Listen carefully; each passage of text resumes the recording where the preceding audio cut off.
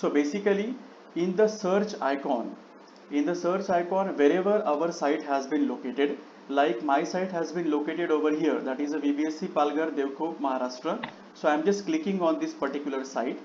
Wherever you are doing the designing project, actually you just have to click over there and just have to type the particular district name, or if possible the corresponding site will be, so it is better actually to enter the corresponding site. So basically, as good as we are searching for the site over here, we just zoom it over here likewise. And wherever the a rooftop area measurement we want, actually that we can do it over here. So basically, according to the society over here, they have given us the A5 number of the wing.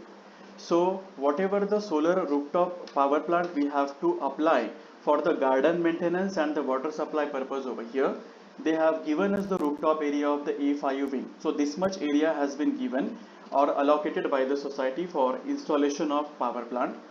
So we just zoom it over this typical area.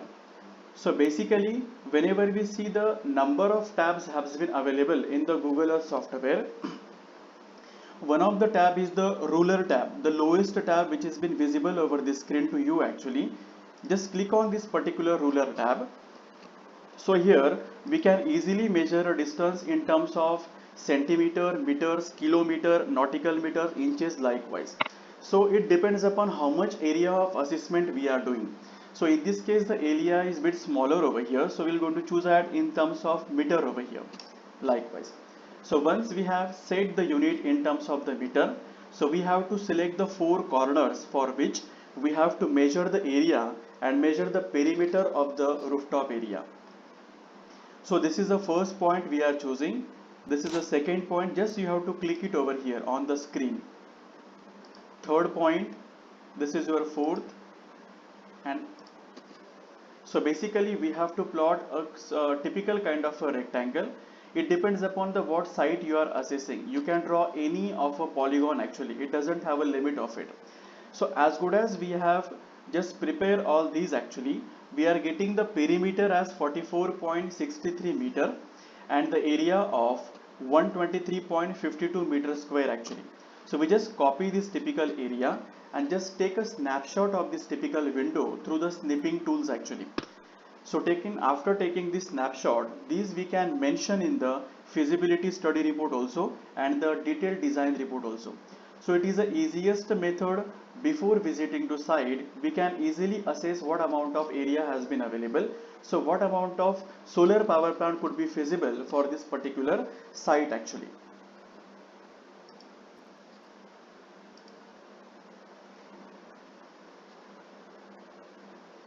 Fine. So whatever the area we are getting, we can just extract in terms of meter square also. We can extract the area in terms of the square feet also as per the area availability and the requirement. Then the process comes as the manual assessment of a roof orientation and the material of construction of a roof. Because just by observing or measuring the area with the help of Google Earth software, it won't help us more actually. We required how actually the material of construction of a roof, what is the basic tilt angle of a roof will be. So all these parameter we have to accumulate at a one data sheet over here, because according to the material of construction of a roof, we are actually changing the mounting structure over here actually. So if you are having the tile mounted structure, if you are having the shingle will be there actually, flat type of a roof is there, concrete type of a roof is there, industrial barn roof is there. So all these parameter we are changing the methodology of placing the solar panels over the rooftop area actually. So that is why the manual assessment over a site is very and very important over here. So basically, as per this case study is concerned, so we have taken the particular snapshot and photograph of particular rooftop area, and as per the measurement of the length through the north to south length actually, it is 11.1 meter as per the measurement is concerned, and towards the east to west it is also 11.1 meter. So it is approximately the spherical format of area has been available for us. So once we have taken the basic information regarding the length and the width of the particular rooftop area, the very much important parameter comes here. What are the shadow creating obstacles are there actually? because ultimately when we place a solar panel over a rooftop area, the hurdle comes as the dish antenna has been available over the rooftop side. Second thing is the parapet wall, whose approximate height is 1 meter has been given actually over the side. So whenever we actually place a solar panel over a rooftop area, we have to do the shadow analysis in the Google SketchUp software. So in this Google SketchUp software, basically, we are just try to make a replica of the given building which is been, we are doing the solar power plant installation, and through that we are just importing the location, that is the whatever GHI values are there, that is a global horizontal irradiation values are there.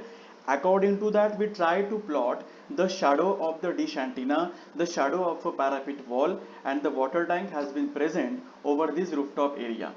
So from this shadow analysis in the quarter monthly basis, like a summer solstice, March equinoxes, September equinoxes, and the winter solstice likewise, take a snapshot of it. From that we can easily analyze whether the water tank present over a site, dish antenna present over a site, or a parapet wall are creating any kind of a hurdles, or their shadow is falling over a panels or not actually. Similar cases whenever we are dealing with the ground mounted project. So the number of trees are available, some of our towers has been available, so we have to take care of that point also. So before placing the solar panel over an actual rooftop area, do a shadow analysis in the Google SketchUp software. It will be better for us to place and orient the panels over the area actually. So basically, as per the assessment of the area, that is whatever the shadow creating obstacles are there and whatever the net area has been present. So we have calculated around 124 meter square of area has been available. So the net shadow free area, by just leaving the 0.5 meter of the every parapet wall over here, we are getting on an average 100 meter square of the net shadow free area has been available. So as good as we are estimating that 100 mm square of net shadow free area has been available, but same we have to check it for the Google SketchUp software also, because though we are leaving some 1 meter of the particular length from each of the parapet wall, but whether it is a feasible for installation of the solar power plant or not, that we have to check it in the Google SketchUp. So as per the visible assessment over the site, whatever we have been observed, the net shadow free area over which we could place a solar panel, it is a 100 meter square we have been estimated. So basically, once we have estimated the area over there, we have to just plot a one diagram in the AutoCAD software, whichever drawing softwares you are feasible or handy of that actually. Over that you can draw the simple plan view of the particular rooftop area or a ground mounted area that you are dealing with actually. So in this case, the overall length width has been mentioned. What is the interior zone has been available. Over we can place a solar panel likewise, that also we can measure over here. The next parameter comes in the feasibility study report analysis is the sun path chart diagram actually. Sun path chart is very much important over here because sun path is nothing but what? Whenever a sun is moving over a sky from east to west position actually. So this position of a moving of a sun over a sky, it is typically changing from day by day and the month to month basis actually. So one try has been given by the geographers that to allocate or to analyze the position of a sun over a sky through the sun path chart diagram actually. There are total two methods of calculating or drawing the sun path chart diagram. One is the manual method for drawing the sun path chart, and second is a softwareical method to take out the sun path chart diagram actually. There are some quite free websites are available like andrewmarsh.com and sunearthtool.com actually. Through that we can take a we can generate a sun path chart for the given site actually. So we'll go to just see the particular how to take a sun path chart from the given site actually. So like that we have to take a snapshot of sun path chart diagram. Through a sun path chart diagram, we can able to analyze what is the value of azimuth angle for a particular site is and what is the altitude angle value for the particular site is actually. One thing, whenever we are orienting the solar panel at a particular angle, whether it is a true south direction, whether it is a east-west direction, So these value we have to decide according to the azimuth angle for the particular site, and how we are calculating the tilt angle, on which tilt we have to put a solar panel. It has been decided by the value of altitude angle actually. So basically there are two methods for calculating the azimuth angle and altitude angle. As per if we are taking the formula, that is a mathematical formula analysis, so we have a different kinds of formulas and available. According to that, we can calculate the azimuth angle and the elevation angle, that is also called as the altitude angle. And the both using the azimuth plus altitude, we can calculate the tilt angle or the tracking sun angle over here actually. It is called as a mathematical approach for taking out the azimuth angle and the altitude angle.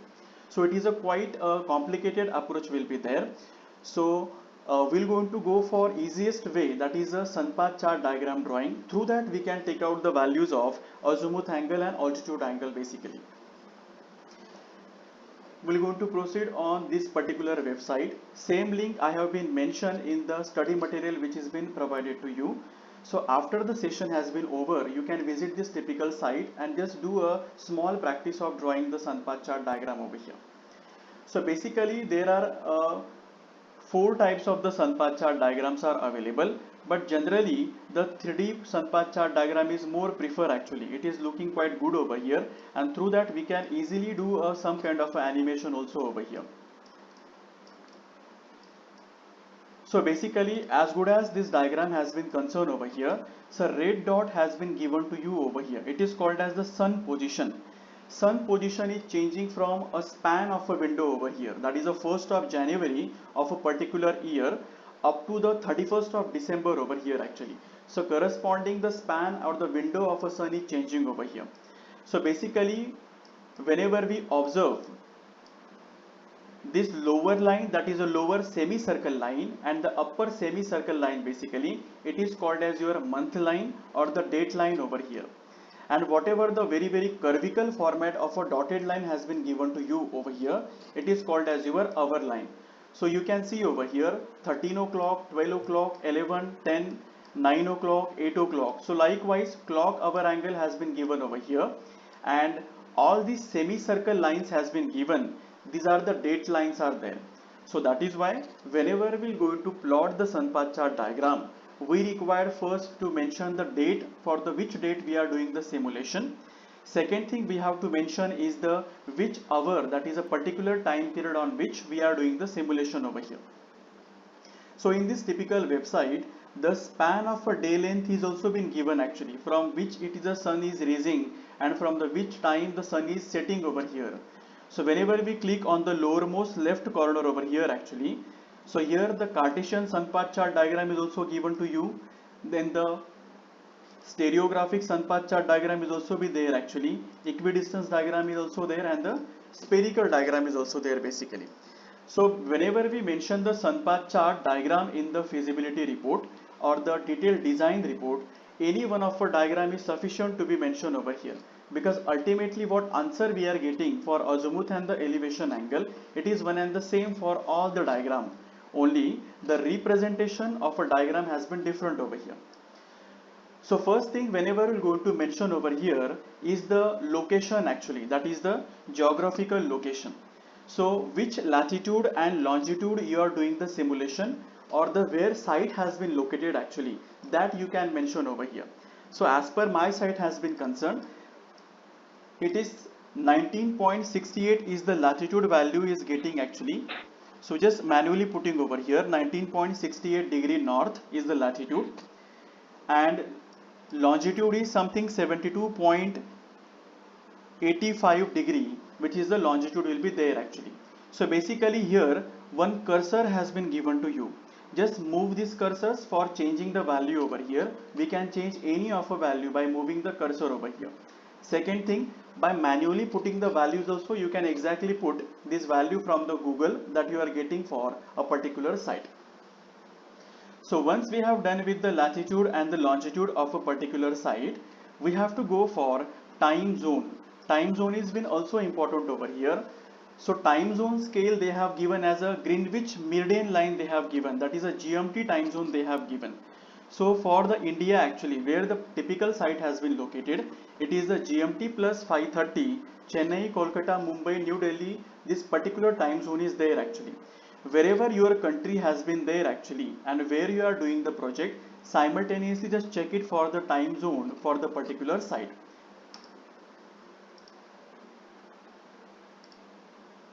Fine. So once we have set the latitude, longitude and time zone, we have to proceed for the date and the time over here. Which date we are doing the simulation and which time we are doing the simulation. So basically whenever we put a date of simulation actually, minimum radiation date we have to choose it over here.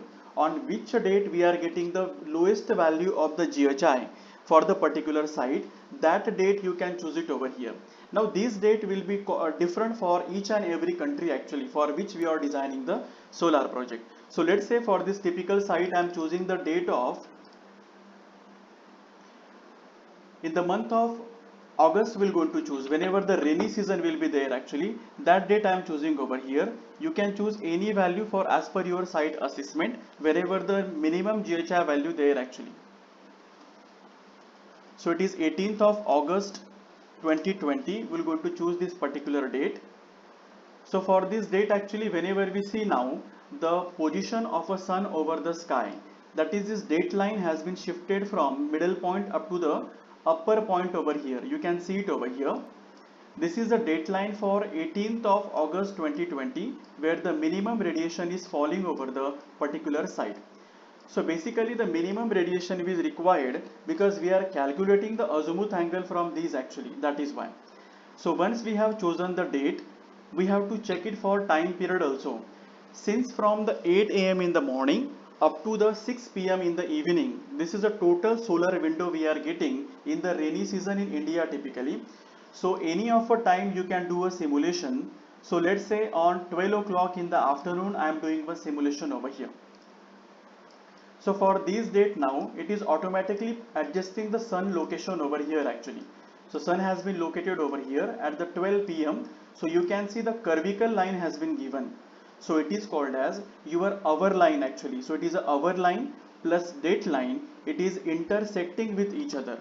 Hour line plus date line are intersecting with each other, and that is why you are getting the answer over here. Azimuth angle is 120.42 degree and the altitude angle is 77.90 degree for the minimum radiation period over here.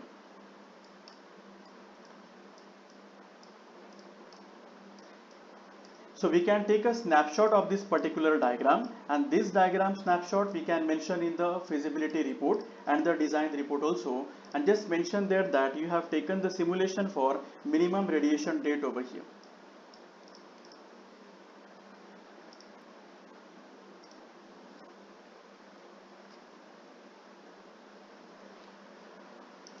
Once we have gone through the sun path chart diagram in the particular site over here actually, the next and very much important parameter comes is the metering room detail actually. So wherever your site has been located and where actually you are giving the connections of the solar panel, so that metering room detail you can see. Basically whenever we are dealing with the bigger type of the solar project, that time substation detail also we have to mention, because ultimately whenever we are evacuating the power from the given solar power plant, that we have to connect to the distribution substation for the particular site. For the lower capacity we can just mention the metering room detail also over here. So basically in this metering room detail we have collected the basic information that from where the main incomer cable is coming. So basically over this site the MSAB, that is the Maharashtra State of Electricity Board, which is the utility supplier, is giving the electricity connection to these actually. So mainly the 200 ampere cable is coming from the MSAB over here. It is been given to the main MSB box over here actually. Inside this MSB box actually we are giving the power through the isolator switches. So whenever we want to do the connections of the panel, whenever we want to do the maintenance on the AC side, so that time we can just set off the particular isolation switch it over here. So whenever we see this typical diagram actually, so in this is our incomer cable is coming actually. So the total the 4 wires are coming because it is a 3-phase connection is coming. So it is a RYB plus 1 neutral wire is coming over here. These wire we are passing through this typical isolator switch from the central bus bars over here, and from this again it has been given to the outgoing cable over here, and through this outgoing cable we can give the individual cable per floor wise, as the floor is consuming the single phase connection, and where we are actually designing the project it is a three phase meter is there. So 3 RYB wire plus neutral wire it is going to the three phase meter for which we are designing the solar project over here. So basically whenever we collect the metering room detail over here, take a main snapshot from where the cable is coming, where the cable is going, that where the isolator switches has been located. So whenever we do the connection it has been important over here actually. So this is the main outgoing cable is going for the typical main metering panels which has been located at the A5 block over here. So like this cable is typically being going in the main metering panel, and from this it has been distributed for individual single phase connection and one three phase meter connection over here. So basic this parameter we can mention whenever we are taking the snapshot of the metering room detail over here actually. Next thing, whenever we are talking regarding the feasibility study report analysis, in that the collection of utility electricity bill is very much important actually. Whenever we are dealing with the off-grid or the hybrid type of a solar system, where we are actually involving the battery connection over here. So in that case, for a smaller scale level, we can just analyze how much number of instruments are available in the particular home or overall particular building. We can take an analysis and how much backup period we required for the particular electricity. So according to that, we can develop the battery bank over here. This parameter will go to cover in the next case study wherever we are actually dealing with the off-grid designing of the solar power plant. So basically in the on-grid type of a designing, to know the on an average electricity bill consumption of the consumer, it is been required to collect the 12 months of the electricity bill actually. And through this collection of 12 months of the electricity bill, we can actually know that how much the consumer is consuming and what capacity of solar power plant we have to install over his rooftop area. So as per the assessment, it is a LT residential connection is there. Sanction load for the meter for which we are designing, it is a 10 kilowatt is there actually. Connection type is the three phase meter connection has been attached over here. So whenever we actually designing the solar power project or estimating the typical capacity of the power plant, so that time the sanction load parameter plays an important role over here. We're going to see this parameter also. First we're going to see how to collect the electricity bill actually in the one Excel sheet over here. So like that you can prepare one Excel sheet, so where we can collect the 12 months of the electricity bill. So in that you mention the bill date from which you have collected the bill, reading on the particular meter or mention in the bill, period from which it has been generated, number of units has been consumed in the particular month by the consumer, what are the CC charges are there, that is the electricity bill charges for the particular month, and what is the on an average unit rate per kilowatt hour of the unit has been sold by the particular utility supplier. So basically after collection of a bill, so we are getting the 12 month of the unit consumed over here. So take an average of it. So you can use an average command over here equal to, in an Excel sheet you can prepare it over here. You can use the average command in a bracket. Just choose all the unit has been consumed and just enter. So whatever value we are getting actually, it is something 1217 value we are getting. It is on an average consumption we are taking actually. And the reason is what? In the summer season, consumer is utilizing the solar power in the more form actually. In the rainy season and in the winter season, some of the ACs and all are off over here. So that time actually their consumption is lesser over here actually. So that is why we have to do the balance between the lesser consumption and the more consumption of the particular customer over here. So whatever amount of electricity bill has been generated under the net metering or the gross metering, it should be balanced bill has been generated. So that is why it is more beneficial to go for on an average consumption. So if a consumer is consuming more than this particular thing, so some of the extra amount of the electricity bill he has to pay to the MSCB or the particular utility supplier under the net metering or the gross metering connection. So basically as good as we have collected the 12 months of the electricity bill, For each and every solar power plant, we can take it the same method, whether you design the project for the industrial sector or the particular residential sector or commercial sector over here. So basically, once we have taken these all the information, so these information we required actually whenever we recommending what exact amount of solar capacity we required to be installed over the rooftop area. So basically we can use the small calculations over here. As per our calculation, we are getting the average unit per month consumed by the consumer is 1217 units. So unit is having the unit in terms of kilowatt hour over here. So when we divide this value by 30, we are getting the per day unit consumption by the consumer, which is 40 unit on an average we are getting over here. So basically, whenever we are just claiming that, or whenever we are giving some amount of recommendation to the consumer actually, so that time we can use the one thumb rule actually.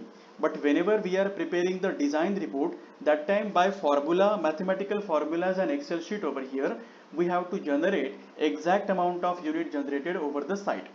So the thumb rule is actually 1 kilowatt of a solar installation produces the 4 number of the unit per day actually. This is a one common thumb rule has been used by the all solar installers. Generally, it has been observed that solar power plant can generate from the 3 unit up to the 5 units, that is a per kilowatt of the installation, regarding or considering the GHI of the particular site. There is a separate method is there for calculating the exact number of a unit. Just for giving the recommendation for the site, we can use this particular thumb rule.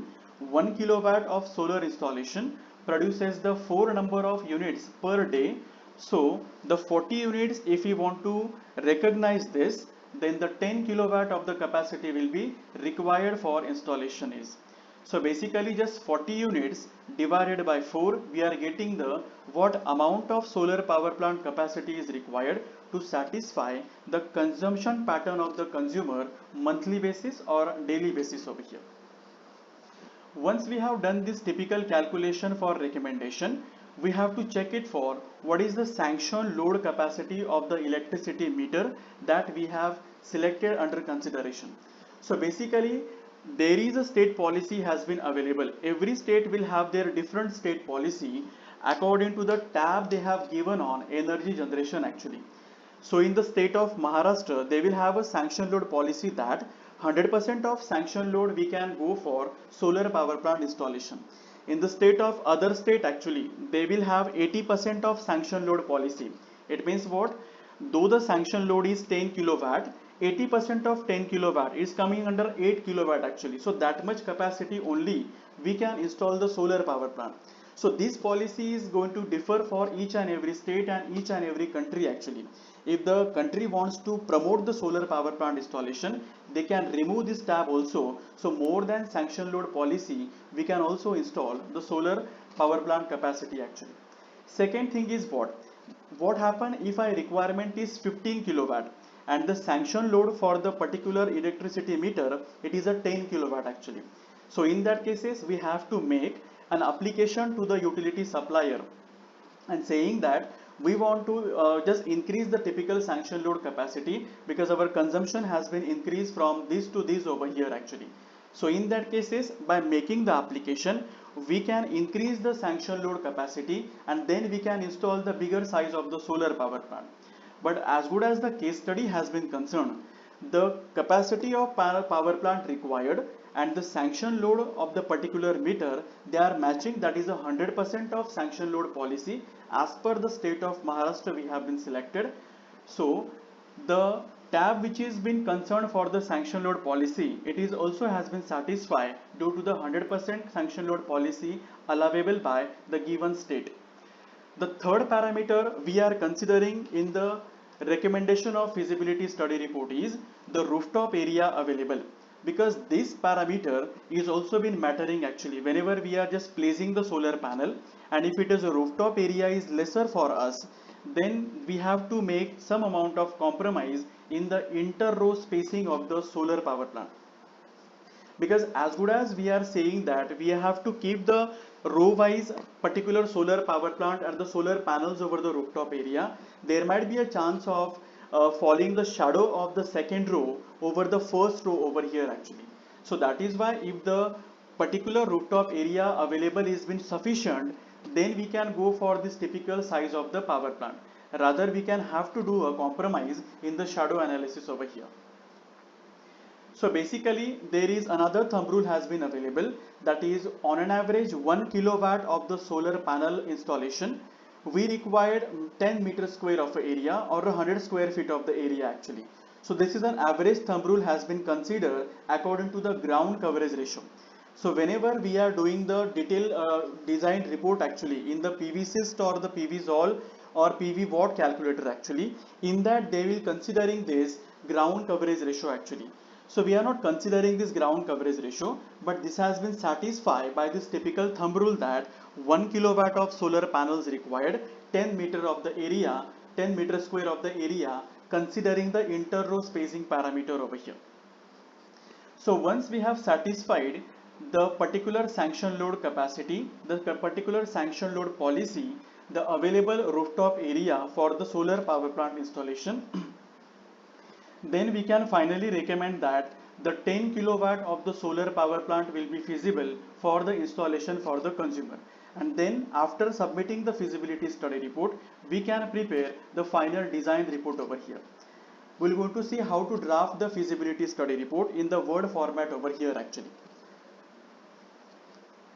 So whenever we are just doing the initial analysis of a site, so that time we can prepare this feasibility study report like this. So first parameter we have seen is site analysis and the site topography over here. So in site analysis and site topography, what is the basic details of the sites are there, and what is the tariff rate will be there, that we have been mentioned over here, or we can mention over here. Take a snapshot of the particular site where actually we are going to install the solar power plant.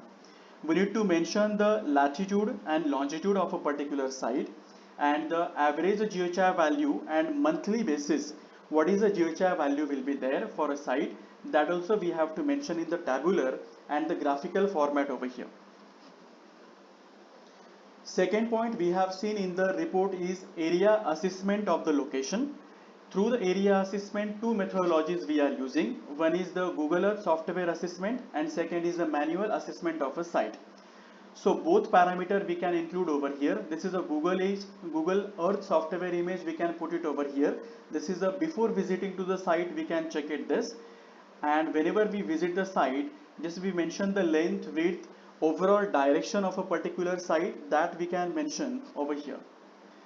Next thing we have seen the shadow creating obstacles. We just check it for overall dimensions of the shadow creating obstacles which has been available, and that we can just mention in the feasibility study report also. Then net shadow free area, what exact area has been available, so that also we can mention over here. And possible try to draw the plan view in the AutoCAD software or whichever software you are handy with it. Third parameter we have seen the generation of a sun path chart.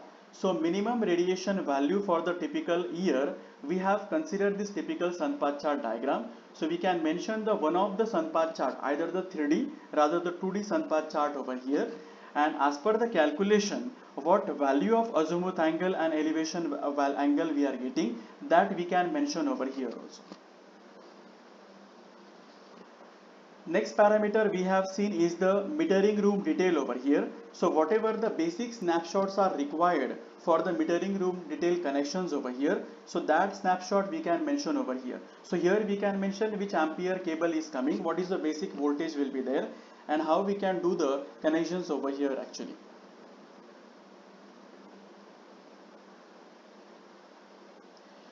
Next thing we have to be consider is the estimation of a power demand. So basically what Excel sheet we have seen, take a snapshot of this Excel sheet or one table over here, so that reading wise and the per unit wise consumption and the rate wise consumption we can mention over here, and on an average what value we are getting, that value we have to be mentioned over here. Once we have taken this, then we have to mention the final recommendations on the given case study.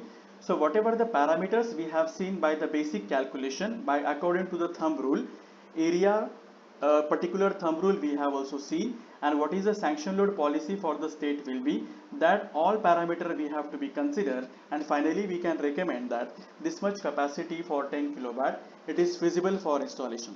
So like that, whenever you're going to develop any kind of a solar project or design any kind of a solar project, so like that feasibility analysis you can do it over here.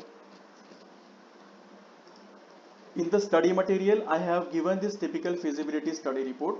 Just go through this typical report likewise. Any kind of a doubt will be there in the after session also. You can ask on that also.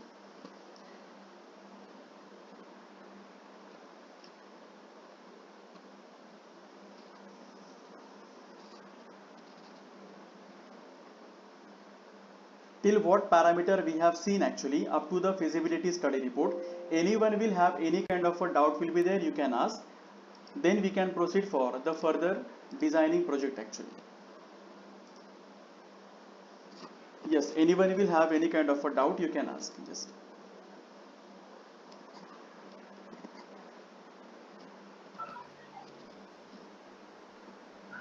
So Kiran, can you tell about this shadow analysis software using Google SketchUp? Yeah. Yeah, we're going to see that also, Google SketchUp software and how to do modeling of that actually.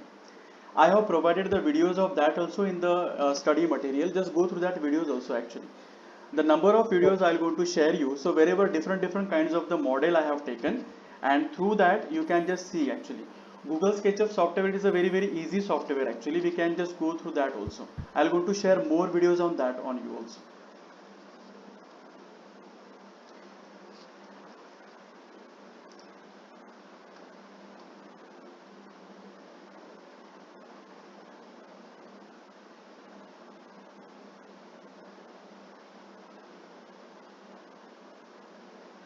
Yeah, so basically those who have not received the material, today I'll go to share the material, but most of the cases I have given you. Still I'll go to once again do a mail to you actually. Fine.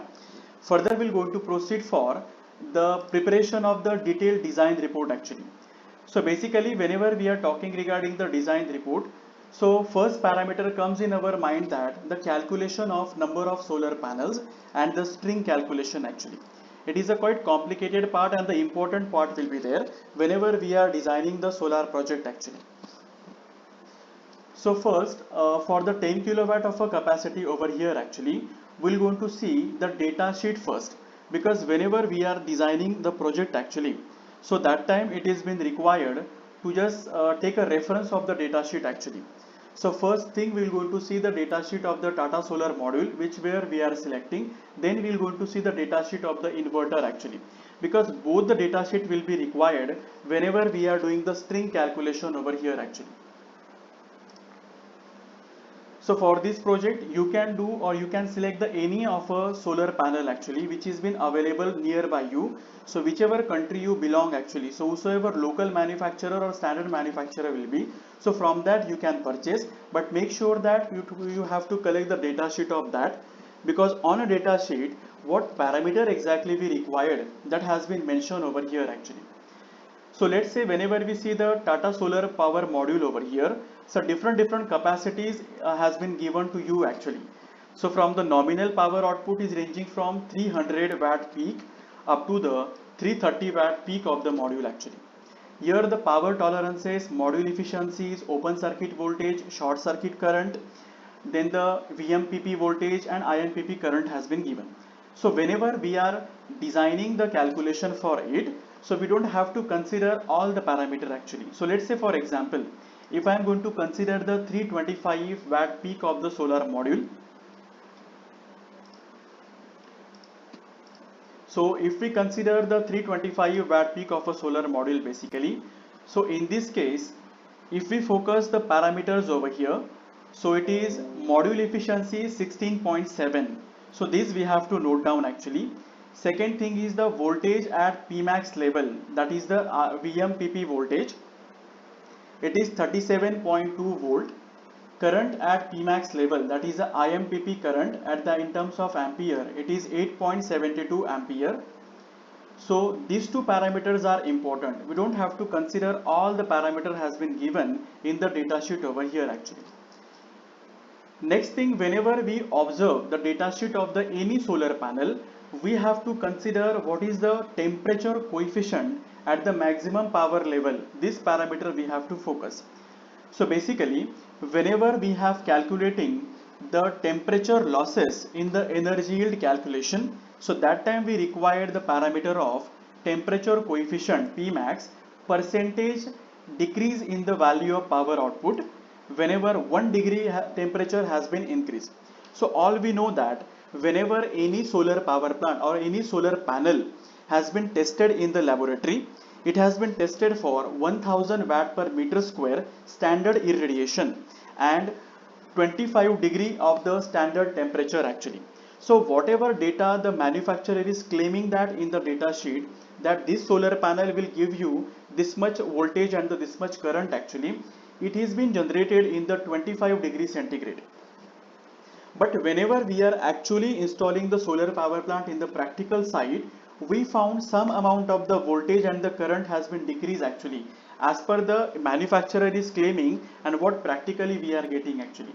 It is due to the increase in the ambient temperature, soiling losses, other parameters of the derating losses also.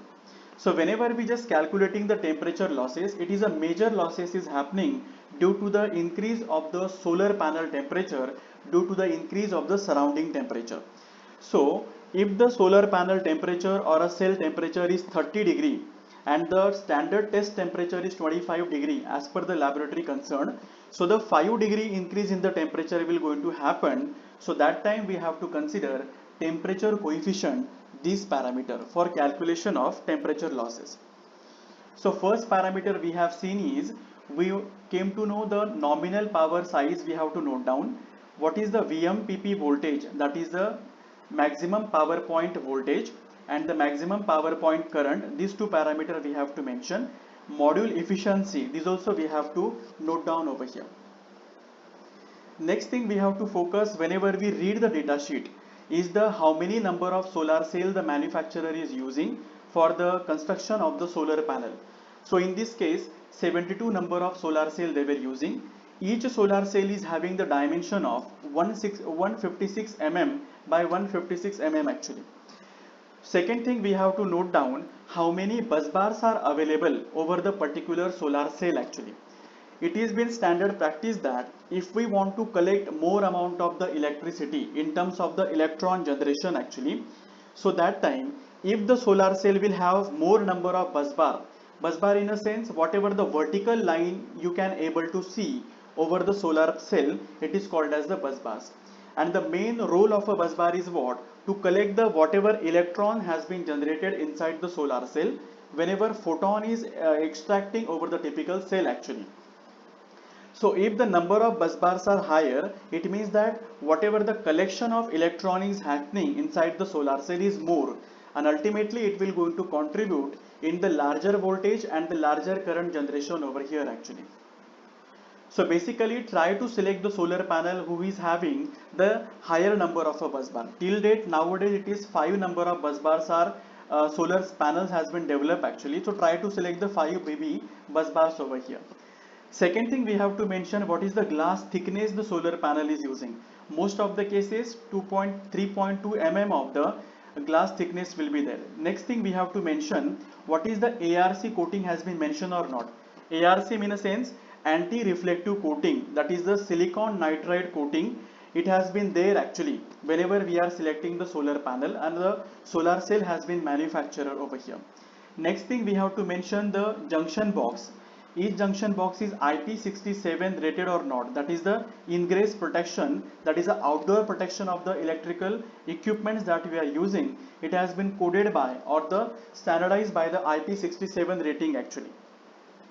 So these parameters are mentioned, that is how many cells are there, how many number of bus bars are available, and whether it is a polycrystalline or rather it is a monocrystalline type of the solar panel is there. For designing of a mounting structure, we quite require the diagram of the solar panel where the mounting holes has been available, where the grounding holes has been available, what is the basic length of the cable the given manufacturer is giving, and what is the overall length and the width of the solar panel is likewise.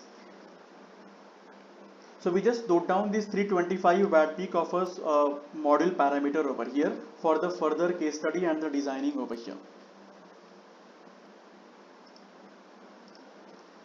Second parameter we have to focus whenever we are doing the string calculation, that is the inverter selection over here actually. So basically inverter selection, it depends upon which phase you are selecting, whether it is a single phase, whether it is a three phase is there, rather the residential scale, commercial scale and the industrial scale. The various solar inverters are available in the market. As per your sizing of the solar power plant, you can select the any of a inverter. So basically what parameter we have to select or we have to choose whenever we are selecting the inverter actually. So let's say in this project, the 10 kilowatt capacity of inverter we were selecting. So it is a PSIT 10 kilowatt of polycab inverter we are going to select over here. So which parameter we have to focus actually? One is the input side. In input side, what is the maximum input power accepted by the inverter? Though we are designing the solar power plant for the 10 kilowatt, but quietly if the from input point of view, if this power is going more than 10 kilowatt, whether the inverter is accepting the power or not. So that is why maximum input power accepted by the inverter in terms of kilowatt. So in this case it is 11.5 kilowatt is there. Second thing we have to note down that how many number of NPPT connections are there, and per NPPT connection how many number of strings can be allowable by the inverter. So whenever we focus on this parameter actually, it is 2,2 has been given to you. This 2 is nothing but the 2 number of NPPT algorithm the given solar inverter is having. So basically whenever we see the inverters are available like the NPPT, some manufacturers are claiming, some will have the PMW type is there actually, that is a pulse width modulation. So try to select the inverter will having the NPPT algorithm, that is a maximum power point algorithm over here actually. So what this MPPT doing in the inverter actually? Because whenever we want to monitor the maximum power from the given string actually, so that time the NPPT matters actually. So if we are connecting the one number of the string to the NPPT number 1, it means what? From the overall string we can able to extract the maximum voltage and the maximum current at the particular time over here actually. So as good as we are getting the maximum voltage and the maximum current, we can get the larger amount of the unit generation at the output side. So whenever we are selecting the solar inverter, we have to check it for how many number of NPPT connections is been allowable by the given inverter. Some of the inverter will have 2 number of NPPT, Canadian inverter will have the 3 number of NPPT connection, and the local inverter will have only 1 number of the NPPT connection. So try to select the inverter with more NPPT. And second parameter you have to choose is per NPPT basis, that is a per connection basis, how many number of string we can connect actually in terms of the parallel connection. So that also we have to choose over here actually. So whenever we're going to decide how many number of solar panels are required to be connected in the series combination and the parallel combination, so that time these parameter we are focusing actually. So we have to note down 2,2 in the database, then we'll going to go for the further designing actually. Second parameter we have to focus is maximum input current in terms of ampere. It means per NPPT basis how much amount of current is allowable by the inverter. So here if we consider 2 number of NPPT has been given, and per NPPT basis we can send up to 18 ampere of a current. So if we are giving more than 80 ampere of a current, then there will be the problem for the working, and some kind of the fire hazard might get happen over the typical designing over here. So we have to quite make sure that whenever we are designing or connecting the solar panels in the series, rather in the parallel combination, their current per NPPT basis should not be go more than 18 ampere over here. Third parameter we have to note down is maximum input DC voltage range. So basically whatever voltage we are sending at the input level, what is the range of the voltage we can give over there actually. So in this case 200 volt is the minimum voltage acceptable by the inverter, and 800 volt is the maximum voltage acceptable by the inverter over here. We know whenever we are actually talking regarding the solar power designing, So whatever amount of voltage we are getting, it is getting in terms of DC term actually. And whenever we are giving this typical voltage to the inverter, it is always a variable voltage we are getting. So that is why whenever we are choosing the inverter for the solar designing, we have to choose this inverter that with the inbuilt NPPT connection algorithm. So basically in this typical solar inverter, variable DC to DC converter has been fitted actually. Generally what happened, the local solar installer, whenever he is installing the solar power plant actually, they are choosing some cases the normal inverter they are choosing, that is a normal UPS they were choosing. So in that case they have to use externally the charge controller over here, because charge controller will have variable DC to DC converter inside it, and also it will have the NPPT algorithm to be fitted over there. So that is why whenever we choose the solar inverter, we have to just see for what is the acceptable voltage range will be, whether it is a NPPT will be connected or not, or whether it is a normal inverter is there. So that parameter we have to choose out. So on an average, whenever we do the summary of this, from the inverter input side we required maximum voltage range, that is the overall voltage range. Next we required the current range, that is a per NPPT basis, how much current we are going to send. Then we required how many NPPT connections are available and number of strings we are connecting per NPPT basis over here.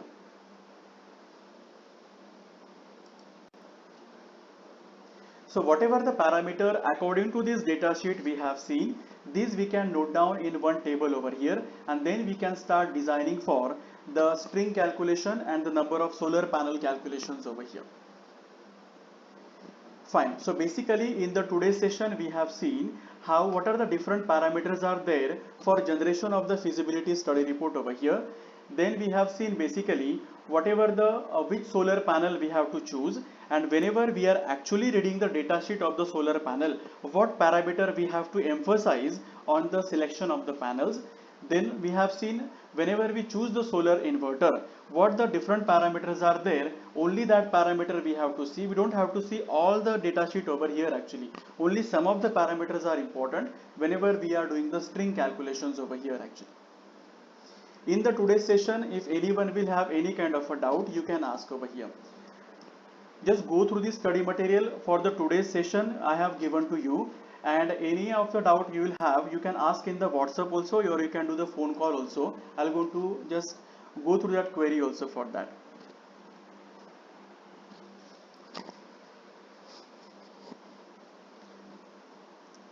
Yes, anyone will have any kind of a doubt? Yes, Ferdinand, do you have any kind of a doubt?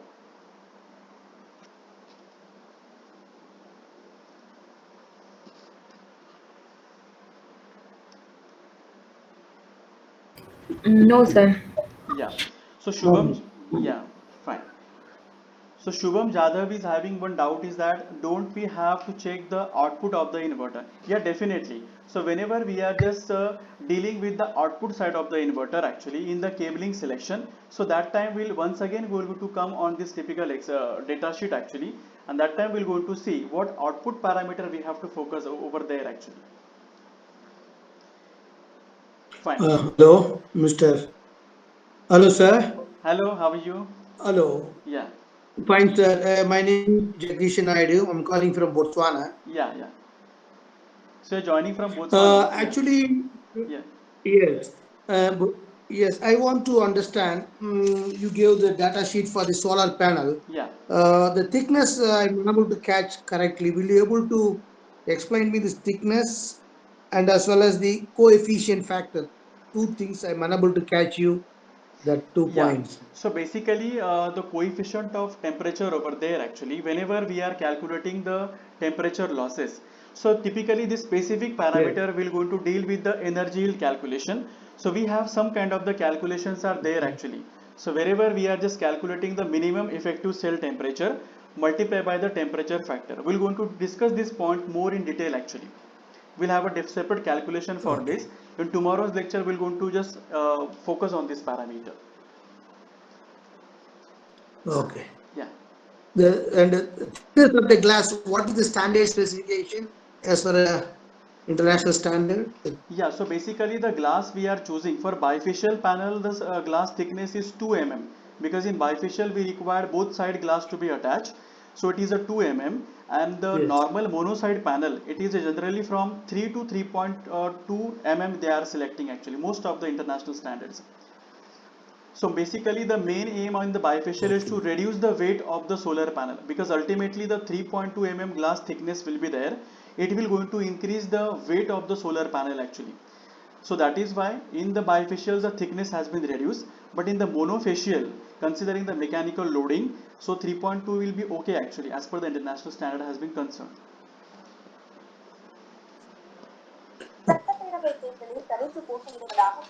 Oh. Yeah. Fine, just go through the study material of today they Okay. have given to you, and this is all about the today's session. Okay. Tomorrow once again we'll going to assemble at the 7 p.m. Once again we'll going to start from the second day over there. Thank you for joining the today's session. If you have any kind of a query, Thank you. just send me your query in the WhatsApp. We'll go to solve that also. Yeah, thank you for joining for today's session. Thank you all.